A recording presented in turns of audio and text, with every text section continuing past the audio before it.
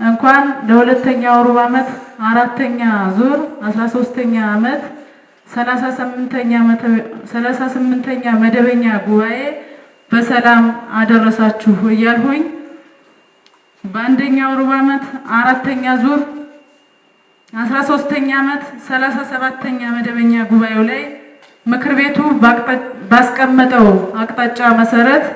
የስናን ወረዳ ምክር ቤት የወረዳውን ሕዝብ ተጠቃሚ ያደረገ የስራ እንቅስቃሴ እንዲኖር አጠቃላይ በሁሉም ዘርፍ ያለውን የስራ እንቅስቃሴ የልማትና የመልካም አስተዳደር ችግሮች መፍትሄ እንዲያገኙና የማህበረሰቡንም ተጠቃሚ እንዲሆን በዋናነት የክትትልና የቁጥጥር ስራዎችን ሲሰራ ቆይቷል። ሹመቱን ለመስጠት ታሳቢ ያደረግናቸው መስፈርቶች አሉን። እንግዲህ ይሄንን ሹመት ስንሰጥ የመጀመሪያ መስፈርት አድርገን የወሰድነው የስራ ተነሳሽነትና ለተቋም ግንባታ ያላቸውን ቁርጠኝነት ታሳቢ በማድረግ፣ ሁለተኛ ለፓርቲው ያላቸው ቁርጠኝነትና በቀጣይ ፓርቲው የሰጣቸውን የመንግስት የስራ ኃላፊነት በአግባቡ ይወጣሉ ብለን ታሳቢ በማድረግ፣ ሶስተኛው የትምህርት ዝግጅታቸውን ታሳቢ በማድረግ፣ አራተኛው ህዝባዊ ወገንተኝነታቸውን ታሳቢ በማድረግ፣ አምስተኛው ወቅት የማያወዛውዛቸውና የቀውስ ጊዜ አመራር መሆናቸውን በማረጋገጥ፣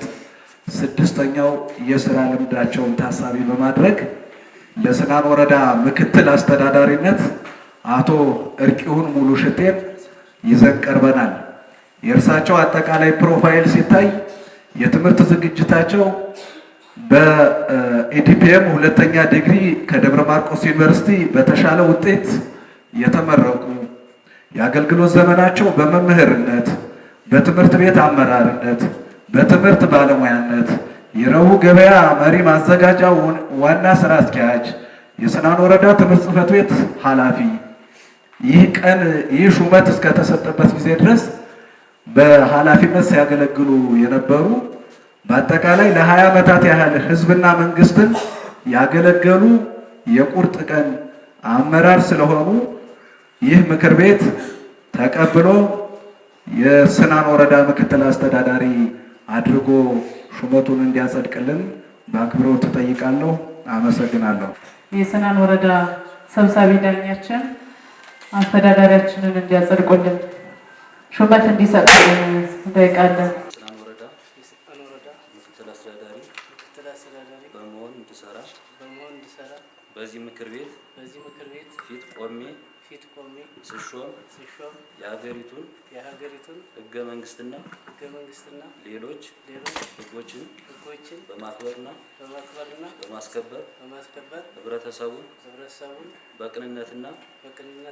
በታማኝነት ለማገልገል የሀገሪቱን ብሔራዊ ዓላማ ሳልዘነጋ የህዝቡን ጥቅም በማስቀደም ስራዬን ላከናውን በመደበኛ ስራዬ ምክንያት የሚገለጽልኝን ሚስጥርና ሚስጥራዊ መረጃ በመጠበቅ በአግባቡ የተጣለብኝን